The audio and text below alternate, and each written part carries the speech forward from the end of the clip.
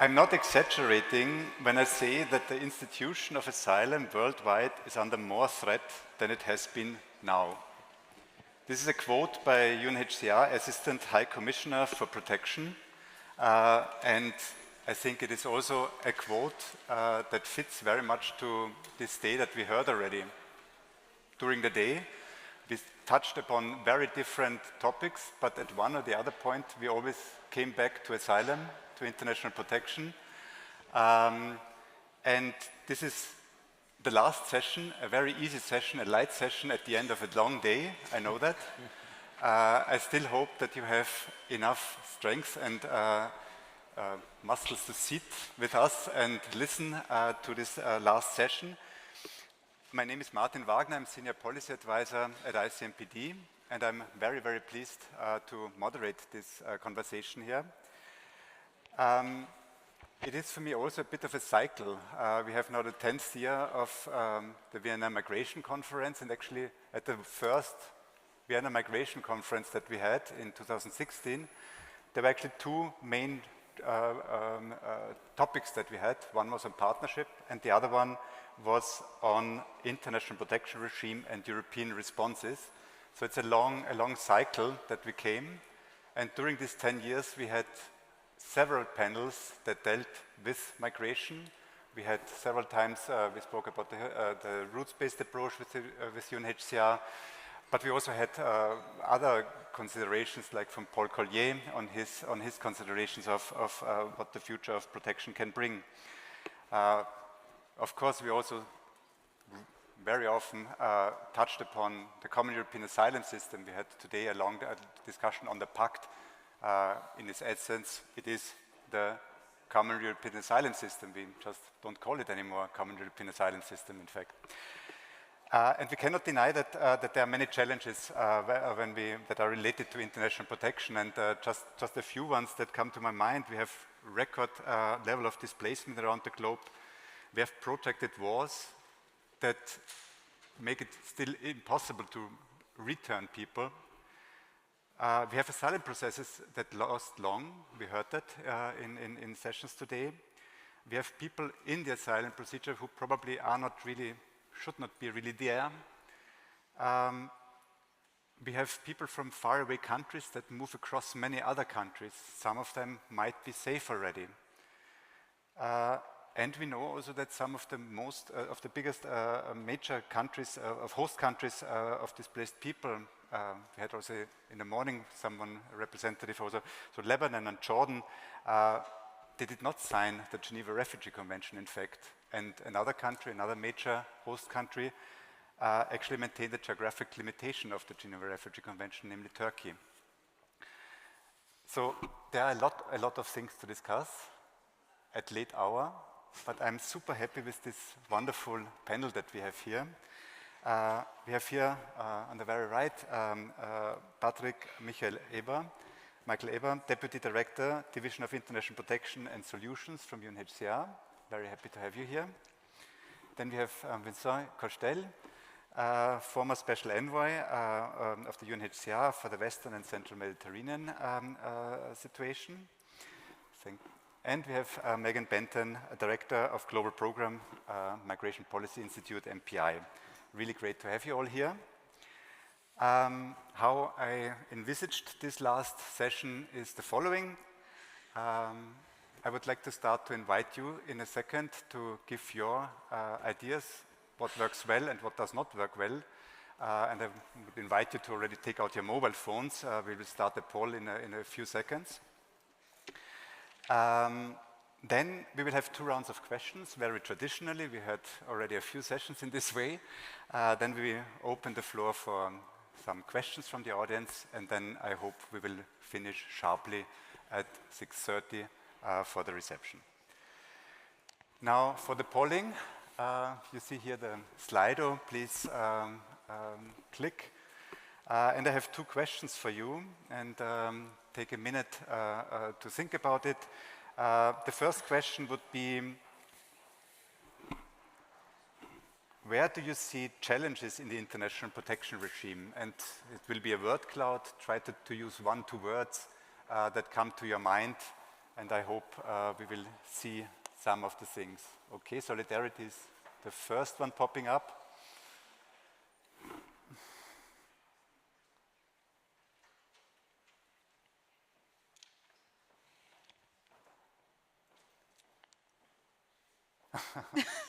Okay.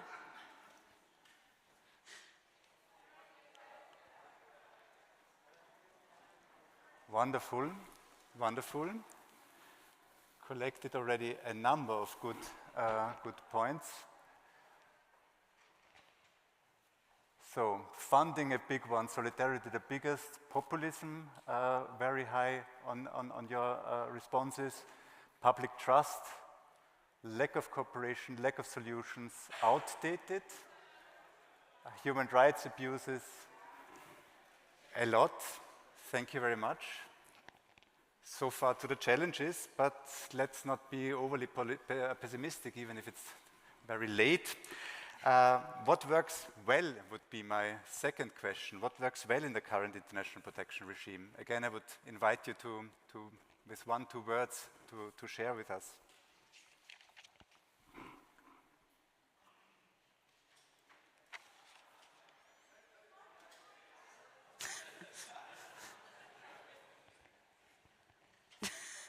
Theory, shrinking protection space, nothing.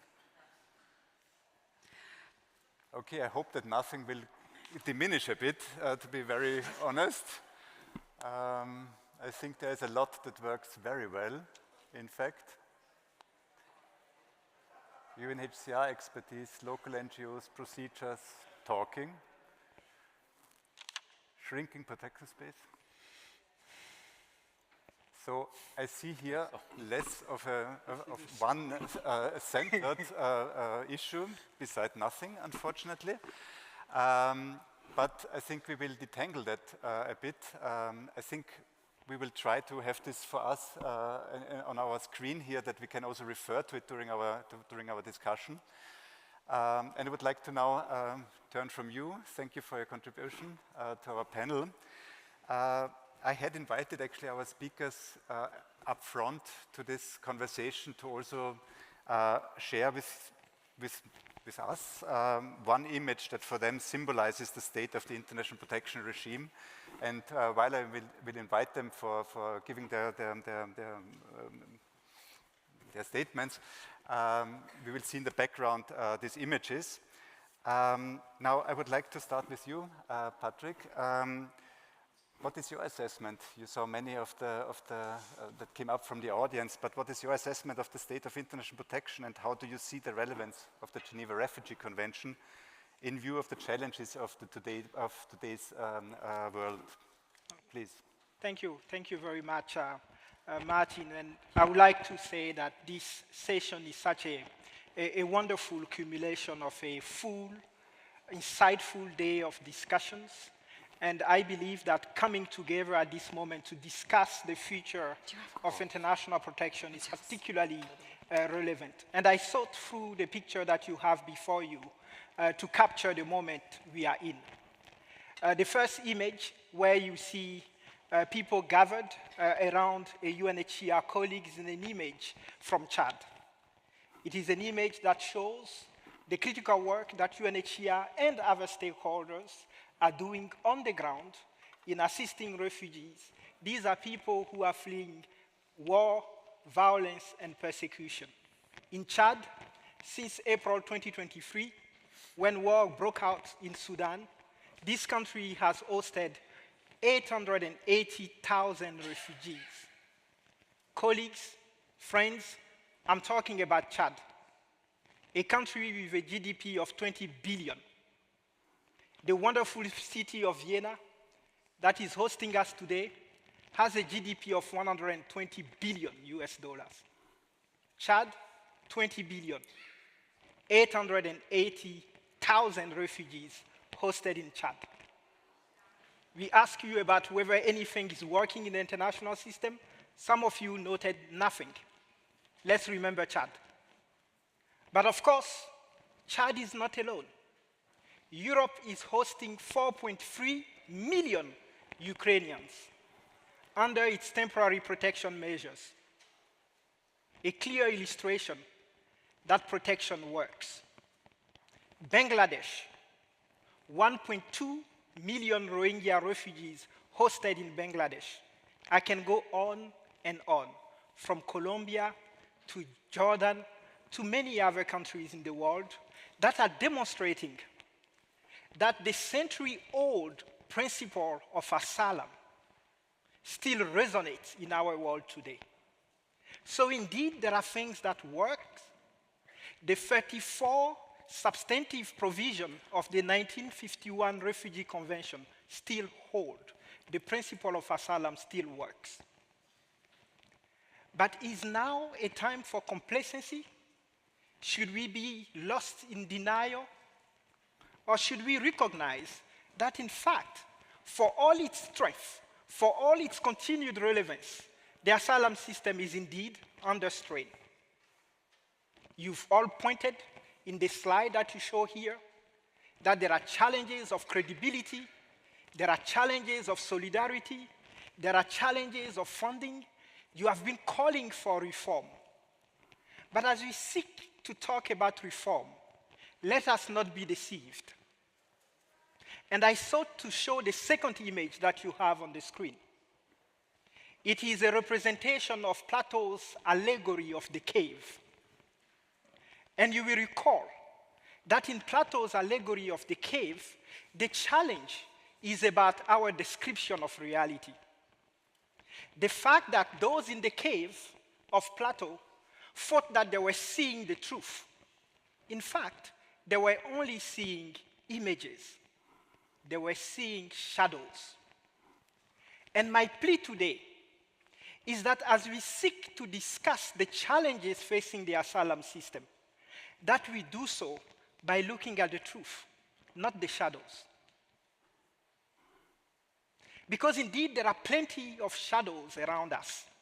Those who call for scrapping the asylum system, convinced that the challenge that we face today is a challenge of norms. Convinced that the challenge that we face today is a challenge of principle. The truth is, it is a challenge of implementation. It is a challenge of operationalization. And I would like to highlight 5 key things that we all need to urgently do in addressing the challenges of operationalization that confront us. So it's not about calling for scrapping the asylum system or calling for new protocols or other normative instruments, because we have the norms.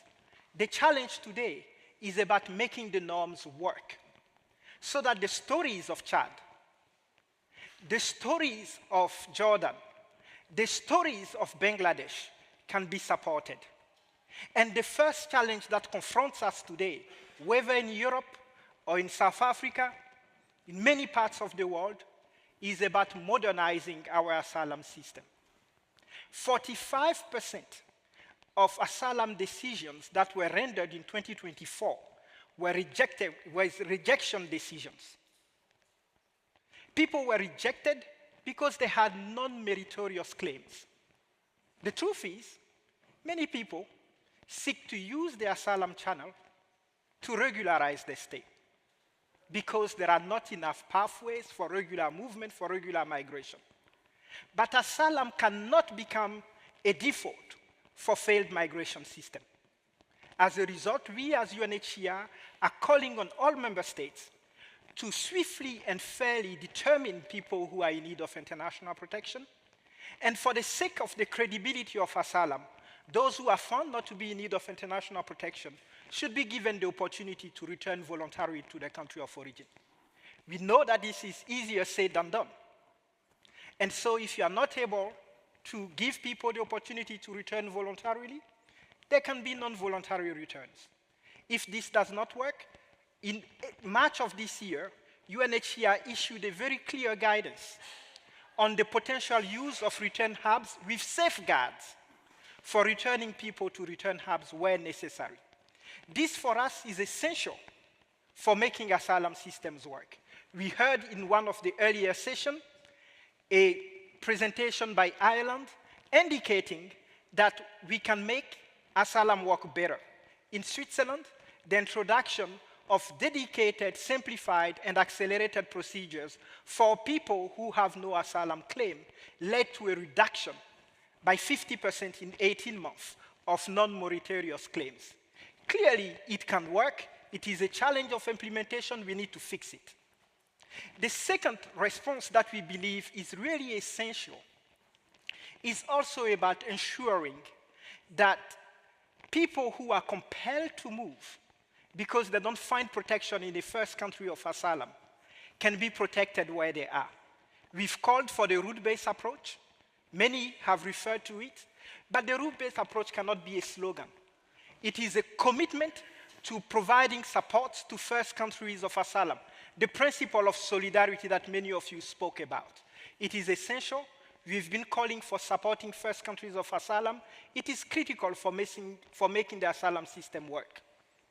We also believe, and this is where I will certainly stop for today, we also believe that we cannot see the challenge of asylum only through the lens and the prism of asylum. We believe that part of the challenge that we are confronted with is a challenge of human mobility. So to hope that asylum alone will deliver the response is a mistake. It's us remaining in Plato's cave. We need to recognize that part of the response lies in fact, making migration work. That includes making return system work, giving people lawful pathways so they don't see asylum as the only way of regularizing their stay. And UNHCR is engaged in those dialogues. We've been talking to a number of member states in Europe, in Africa, about how to operationalize some of those critical measures. And I look forward to discussing these with you more today. Thanks a lot for these passionate words. Very much welcome. I think you made a clear point about the functioning of a system that is very key. And you brought us also to various good examples. Thanks for that. And yeah, I would like to turn further to you, Vincent. You long-term served at UNHCR in various regions, but you also had always quite a critical eye on developments.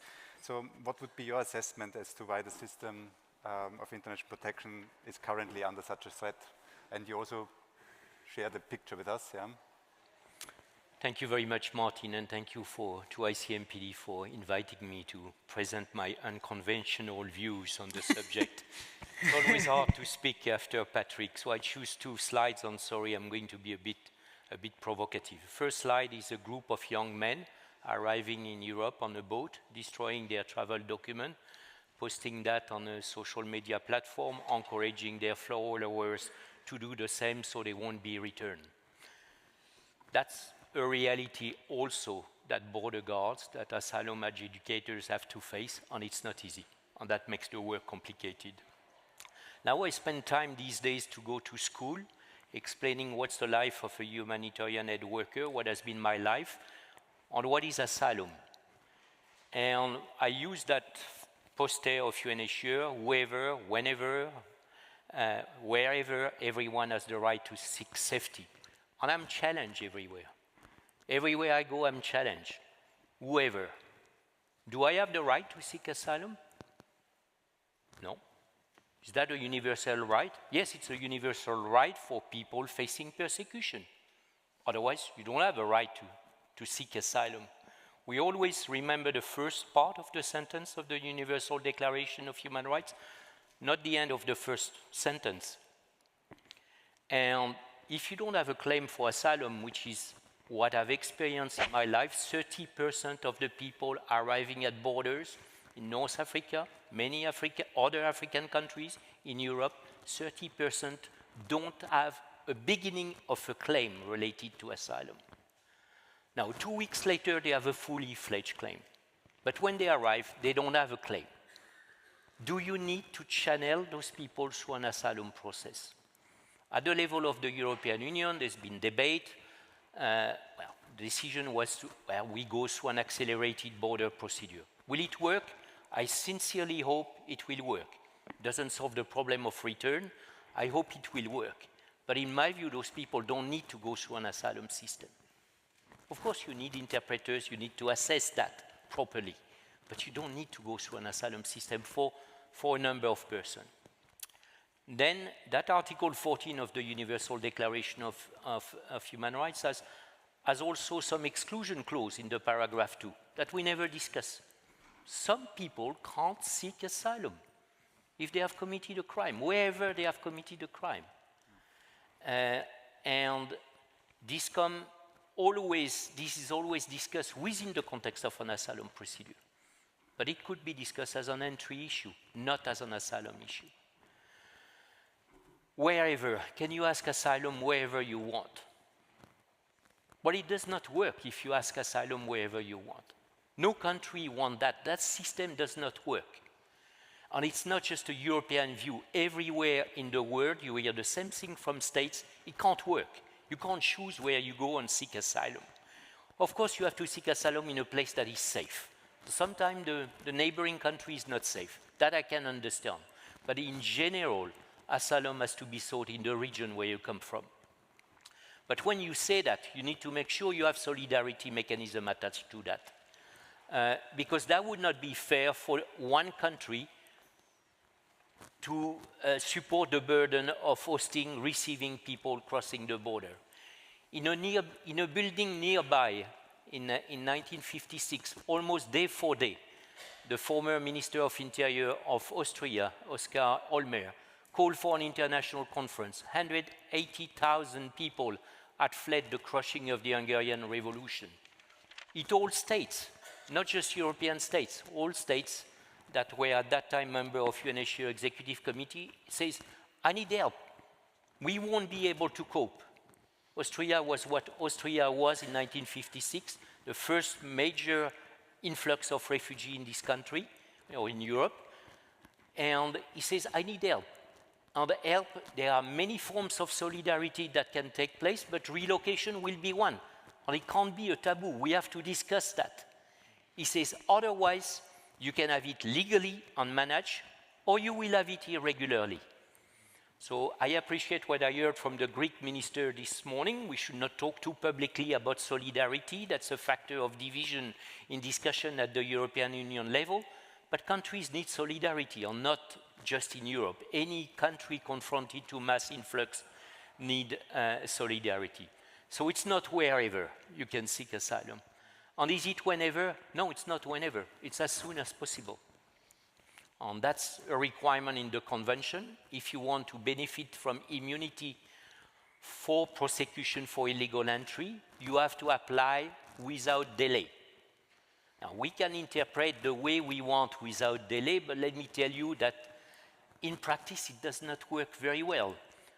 I'm involved as a party in a criminal proceeding in my country against a person who came from Russia, moved through the Belarus, applied for asylum in Poland, abandoned the procedure in Poland, spent some time in Germany, did not apply for asylum there, arrived in Belgium, applied for asylum.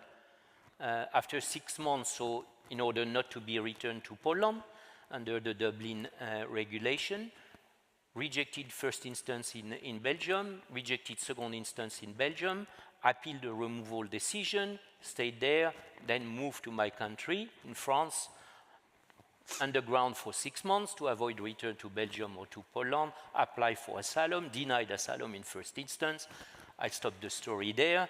It goes on before the court, but that sort of system does not work. People cannot understand that. People cannot accept that. So we need some order there.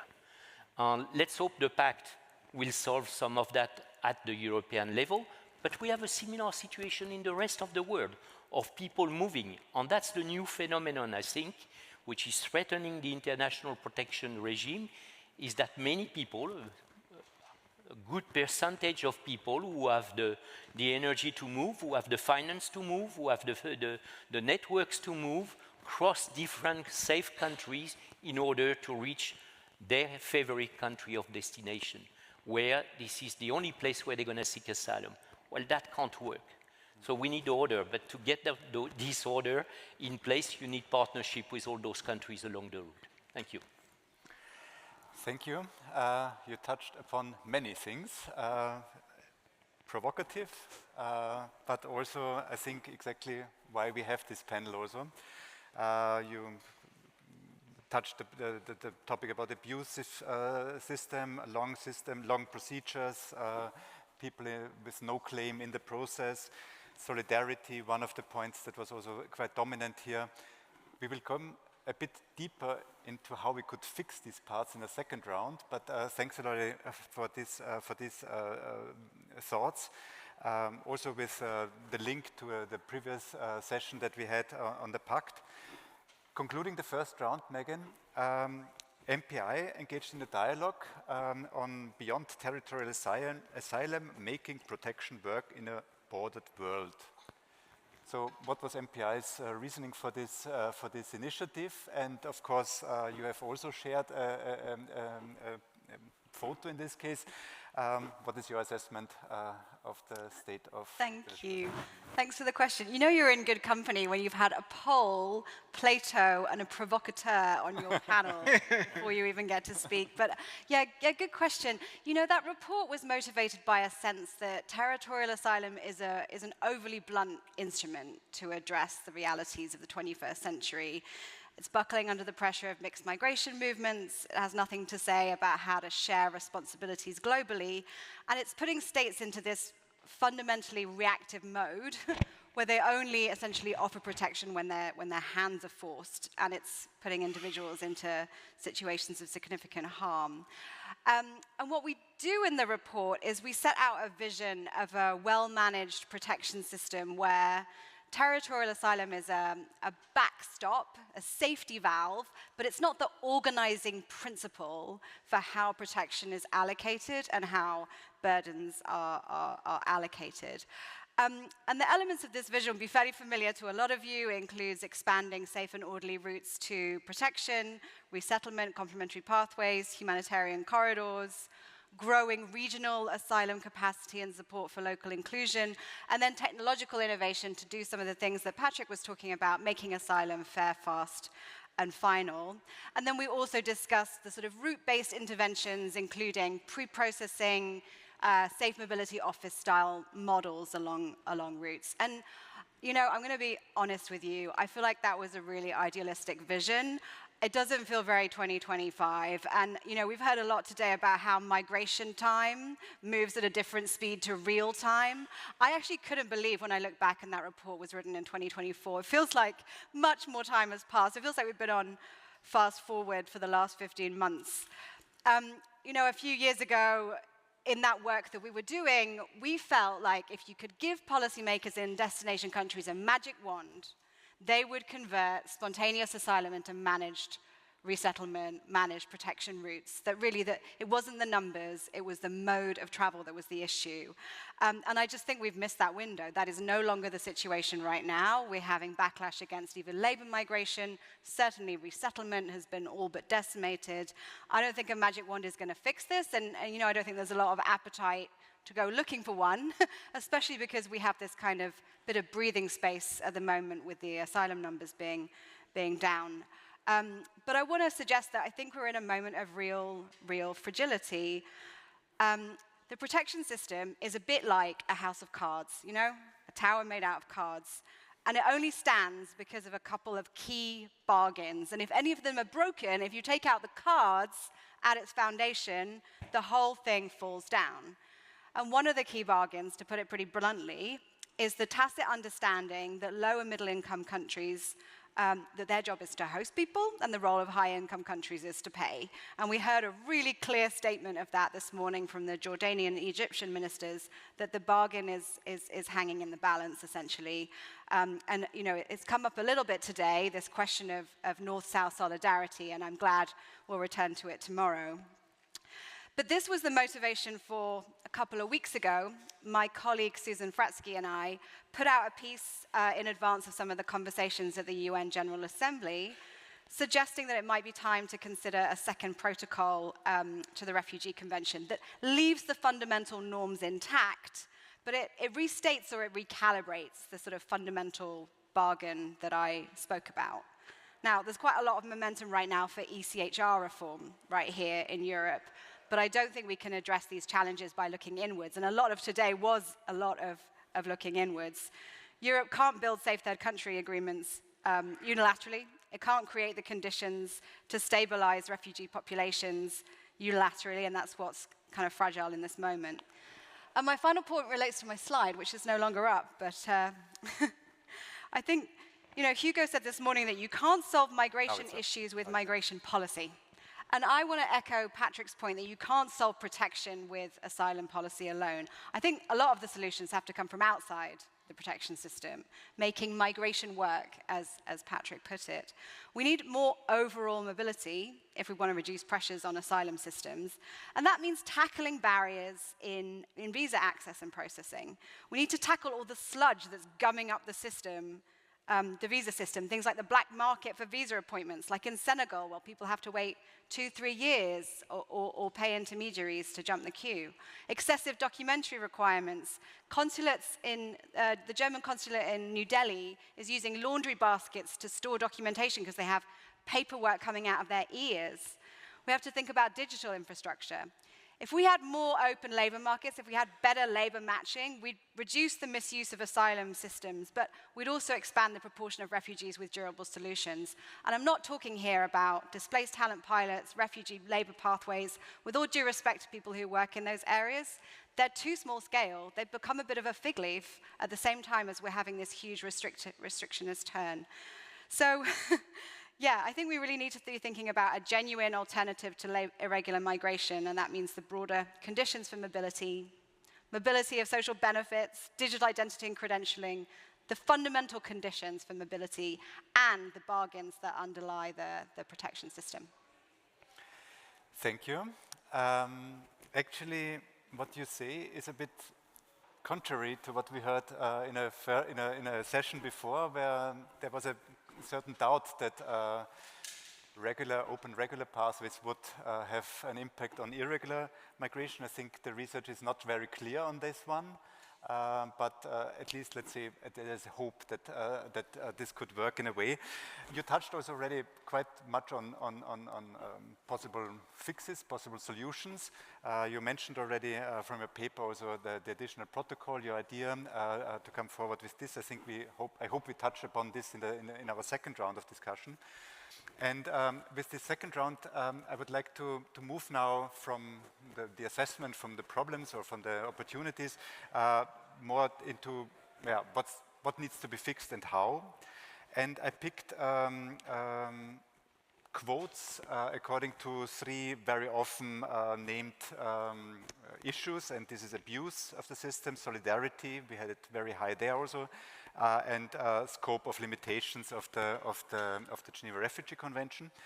And I would address with one quote to each of the panelists, and I would ask your opinion about that. I would like to start with Vincent. So my first quote comes from His Majesty King Abdullah of Jordan and his address to the Global Refugee Forum 2023, where he said, but our country is still bearing the heavy costs and burdens of the refugee communities in our midst. The international community must not leave the most vulnerable behind. Vincent, the international community, do we do too little? Well, always too little compared to the needs, and we heard the Jordanian Minister of Interior this morning say that only 12% of the 1.6 billion budget for the Jordan response plan is currently funded. Yes, the international community is not doing enough, but there is a bit of fatigue. We are reaching the 10 years of the Jordan response plan, and if I compare that response plan to the response plan of Chad or other countries in the room, Nigeria and all that, you know, Jordan has received important support from the international community. Now the question that was not asked this morning is, isn't it time also to speak about cessation of refugee status for the Syrian refugees? I'm not saying those who belong to minorities, who may still have some protection risk in Syria today, but for the vast majority of Syrians, the circumstances for which they have been recognized refugees have ceased to exist. So when is the right time to to go back or not to be a refugee. Then it's for states to decide whether those people should return or should be allowed to stay under their migration laws.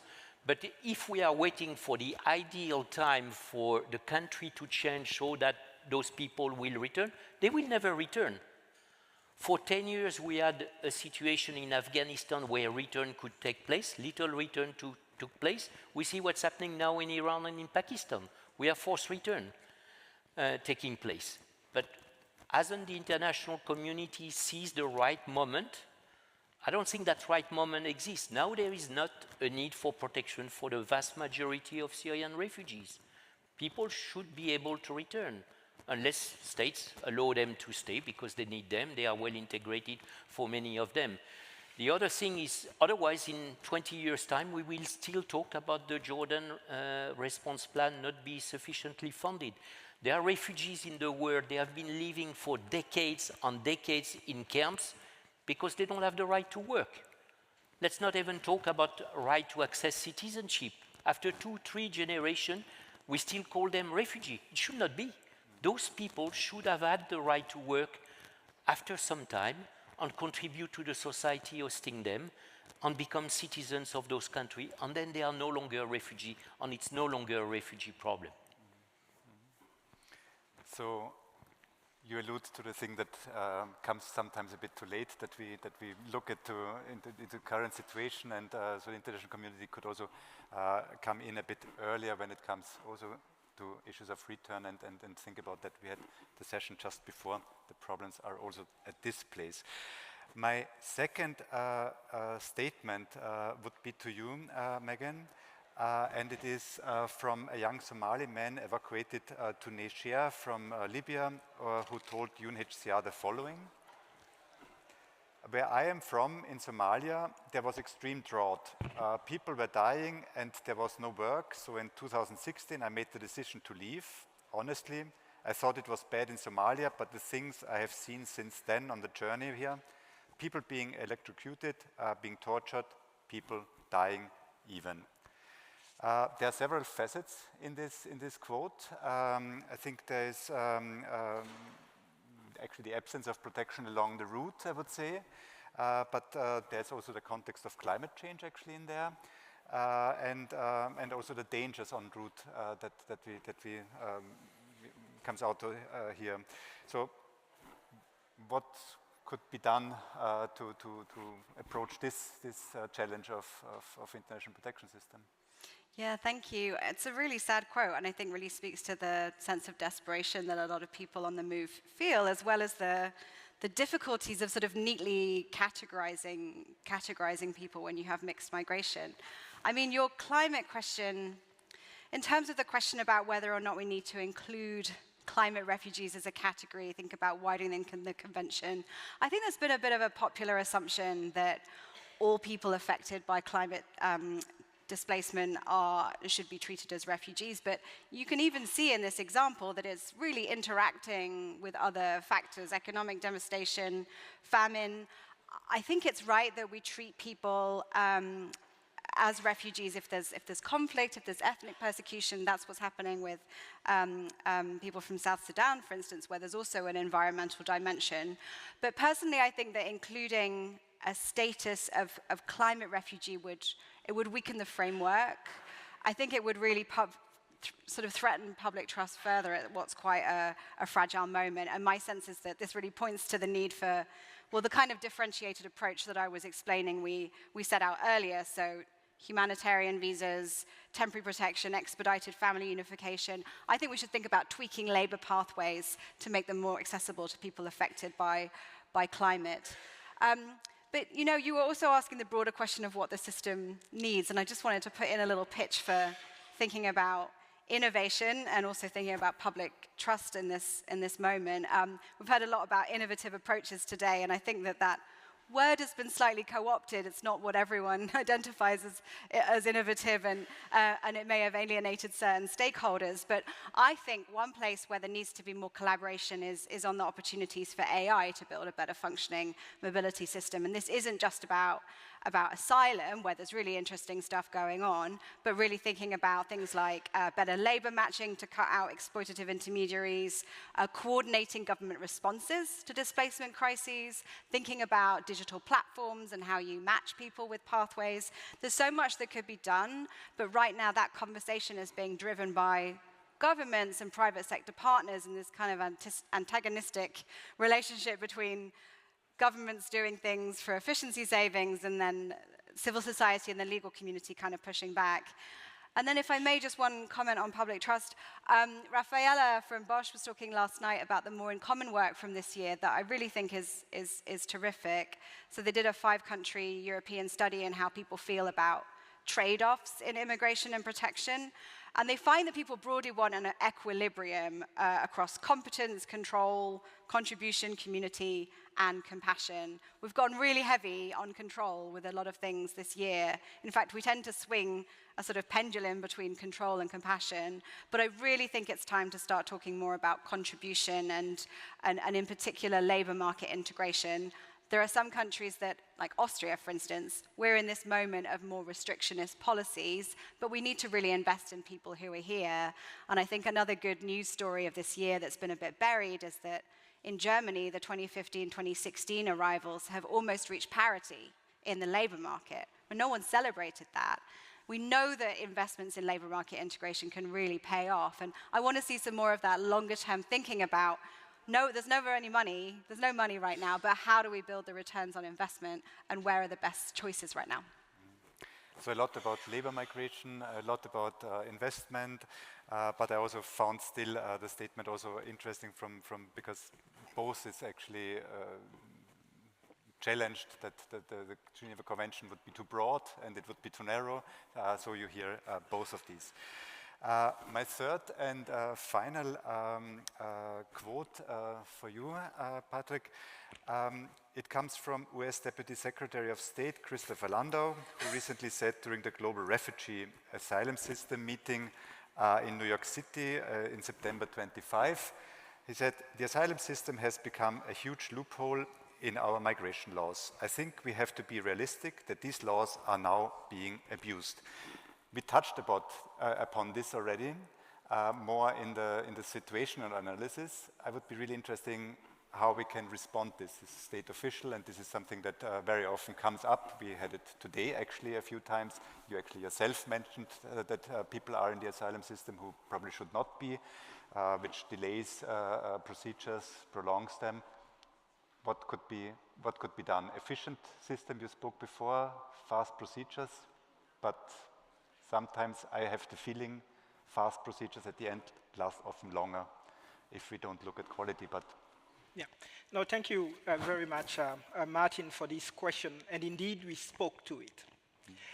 You will recall that at the General Assembly side event, High Commissioner Grandi did take the floor, indicating that indeed the asylum system is under strain, but it can be strengthened. And let me speak to some of the key measures that are necessary to restore credibility into the asylum system. And this is a word that came from this audience already. As I noted, we believe as UNHCR that it is essential that countries make their asylum system work through modernization. It is just not tenable that states in different parts of the world continue to apply refugee status determination the way they do it, treating everybody the same way, whether you come from a country where you will have a meritorious claim, or whether you come from a country that could be considered to be safe. And in responding to such challenges, UNHCR has been, over the years, issuing specific guidance to member states on how to address these. More recently, just last week, UNHCR issued a new strategic approach to strengthening national asylum systems, where we call for 5 critical shifts First, change your laws. Because the way the laws around refugee status determination are set up do not allow member states to make some of those quick decisions. Those laws need to be changed. Change your procedures, number 2. If you are dealing with people who are coming from countries where they will not have an asylum claim, you cannot process them the same way you process others. You can have accelerated procedures for them, you can have differentiated procedures, act faster, etc. Changing procedures is extremely important. Professionalize your refugee status determination body. Some states have done it to great result. I spoke to the experience of Switzerland. I spoke to some of the examples that were given here from, indeed, Ireland. There are many other states that are doing the right thing. Sharing such good practices is essential. It is also important to communicate to people and indicate very clearly that the asylum system is for those in need of international protection, and that message is essential to ensure that people know that if they lodge a non-meritorious claim, they will be found very quickly not to be in need of international protection, rejected, and if there are no legal avenues, they will be asked to leave the country. So for us, this is really important. The second thing that we need to also acknowledge in recognizing that there are indeed those abuses is the reality of mixed movement in our interconnected world. You know, many migrants are using the same routes as refugees. They are making claims because it helps them stay regularly. And we need to recognize that and indeed have some of those differentiated procedures. Another challenge is linked to the fact that many people who could have found protection, Vincent referred to it earlier, will go through one country, a second country, a third country. UNHCR believes that where people could have found protection in a safe first country of asylum, under certain conditions, they can be returned to those first countries of asylum. And I would like to refer to the fact that under Article 35 of the 1951 Convention, UNHCR is granted a supervisory responsibility for interpreting, supporting the application of this convention. And that supervisory responsibility, which is also provided under the Statute of UNHCR of 1950, gives us a number of roles that we can implement together with member states. And it is pursuant to those specific provisions that we've issued recently a number of guidance for member states, things that they can do to fix the asylum system without having to contemplate new provision, etc. We think that there are a number of steps that can be taken now to address some of those legitimate concerns that member states do have. At the same time, will it be enough to strengthen the system to fix it? We believe it is essential, it is necessary, but it will not be sufficient. We need to look beyond that. Many of the speakers here, including Vincent earlier, but also Megan, spoke about the fact that we need to work on ensuring that people can voluntarily return home at the end of conflicts, when persecution and violence is over. But that requires investment. It requires investment in Syria. It requires supporting peacemaking in Syria for Syrians to return home. But it is not just about Syria. It is also about countries like Burundi. It's about many other places across the world where we can support refugees to go home. But let me be clear. Even in conditions and instances where UNHCR has declared cessation, saying that people fleeing those countries for these reasons are in principle no longer refugees unless there are specific reasons for why they should be recognized. And I am from Côte d'Ivoire, and I take the case of Ivorian refugees. In 2021, UNHCR declared cessation for Ivorian refugees. Yet, in many countries in Europe, you still have Ivorian refugees in your book from those old caseloads. This must stop. And so we need to be serious about granting refugee status. When cessation comes, support people to go home and end that refugee status. But then, of course, it's about working on conditions for people to voluntarily return, but it is also very essential to support first countries of asylum. Beyond lip services, in the true spirit of the Global Compact on Refugees, which, although a non-binding instrument, encompasses that spirit of solidarity that we are talking about here. Indeed, investing in first countries of asylum, be it Chad, be it Jordan, and many others, is far cheaper than investing in refugees in Europe. And so supporting countries like Bangladesh and others that are first countries of asylum is a great investment from Europe, but also from other countries that have the means to support. And that is the best demonstration of solidarity. It contributes in stabilizing population. So this is why we've been calling for this whole of route approach. At the core of it is the stabilization of people, but also there is the importance of strengthening national asylum systems in those countries, supporting people, giving them opportunities and avenues, and ensuring that there are lawful pathways. We consider that all those are important.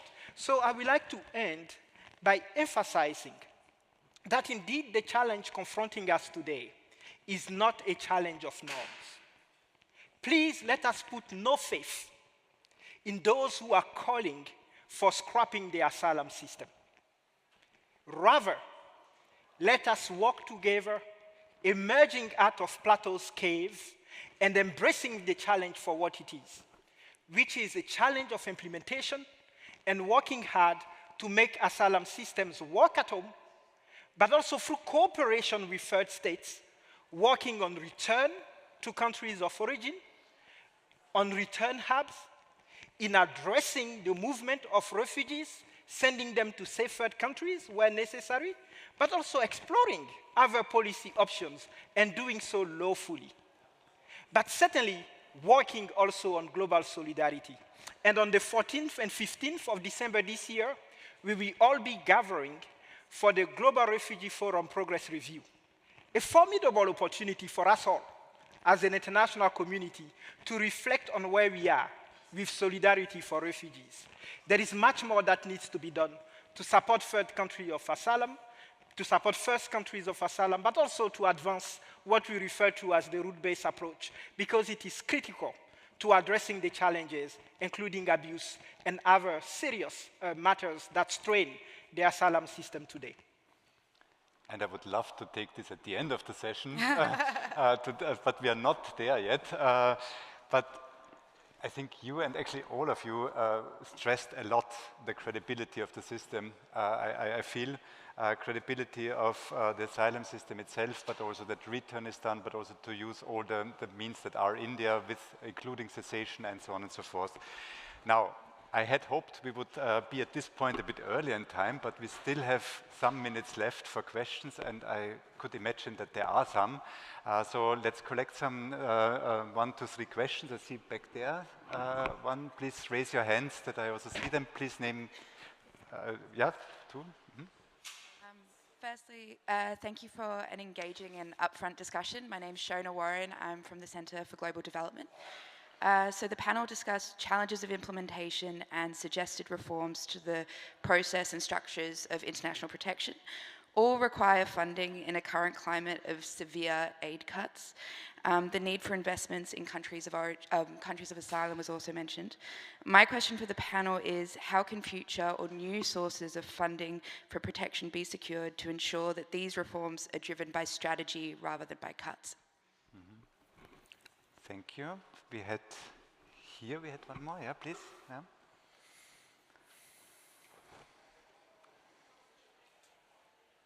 Thank you very much.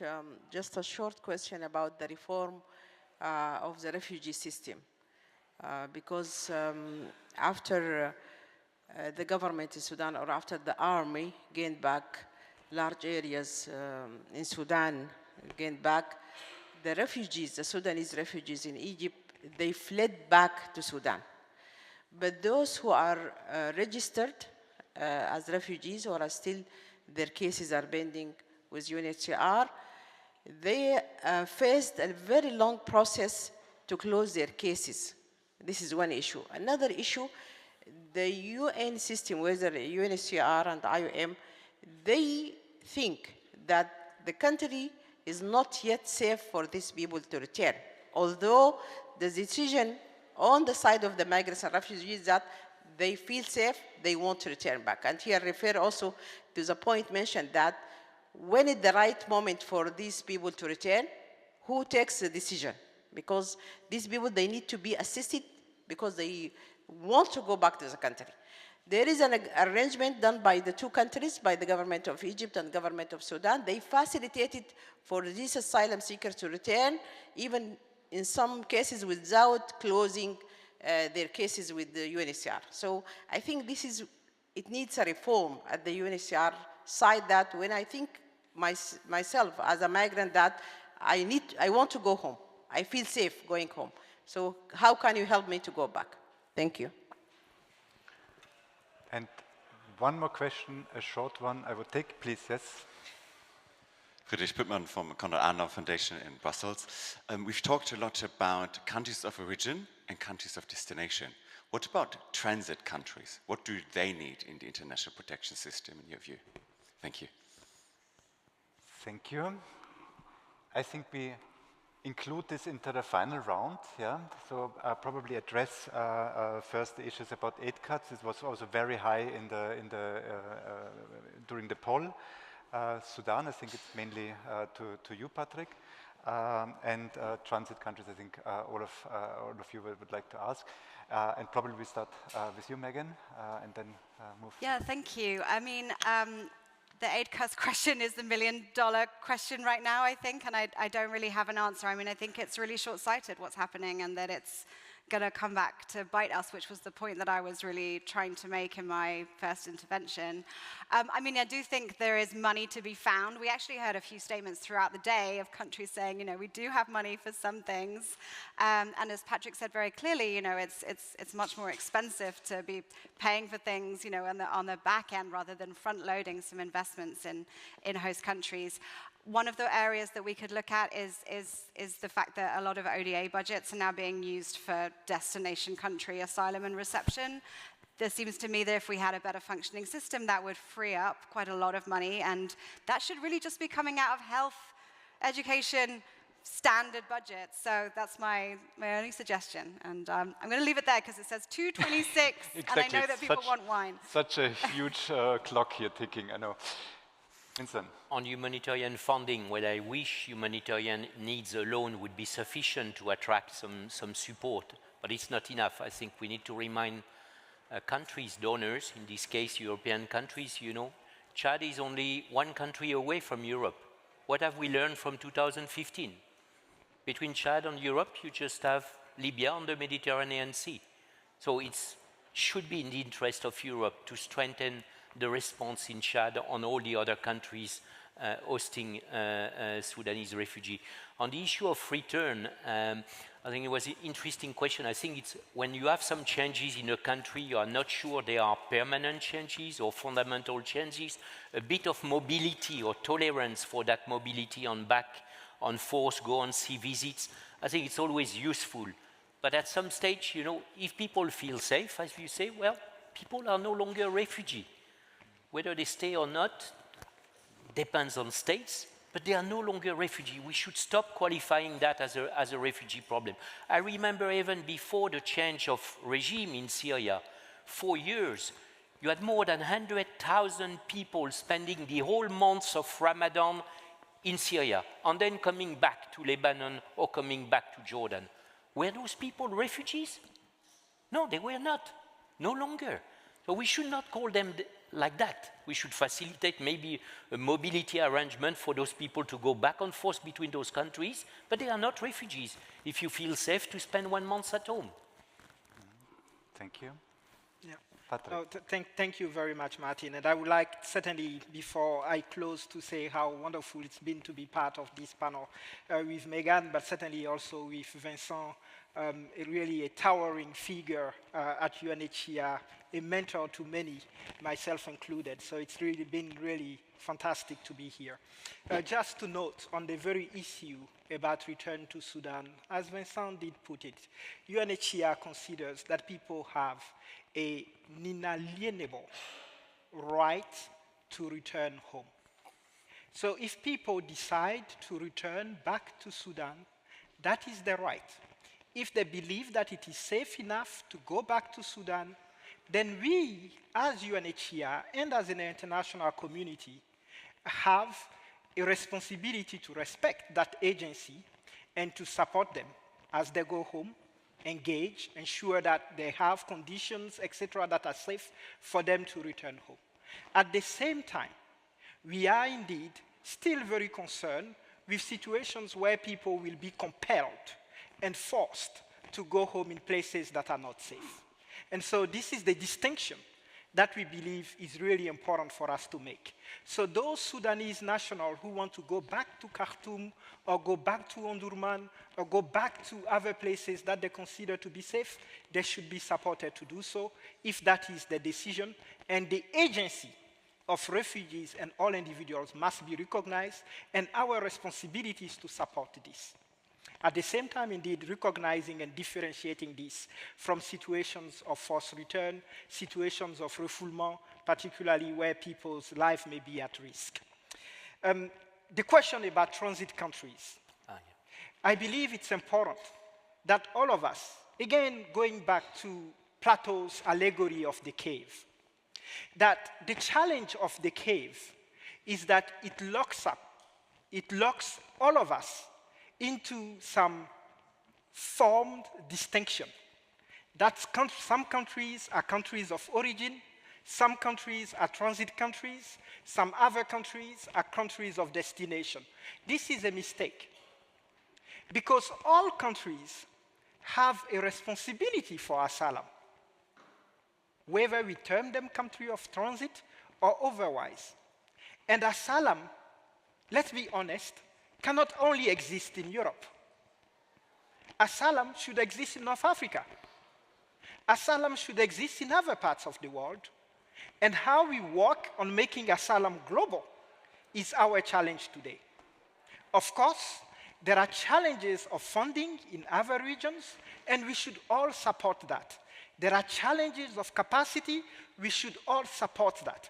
But let's leave today's panel with the recognition that asylum is a global public good, and that all of us need to work in making it a reality through supporting effective systems in all countries across the world, through supporting the hosting of refugees in those first countries of asylum, but certainly going out of here with this understanding that there are no countries that are transit countries, but that it is a responsibility for all of us, and that this idea of solidarity is at the core of our common efforts. And it's only through that that we can address the challenges that we face, that of a strained asylum system, but one that remains resilient and very much relevant in our world today. I think I will leave my final words. They were just so wonderful, but I will...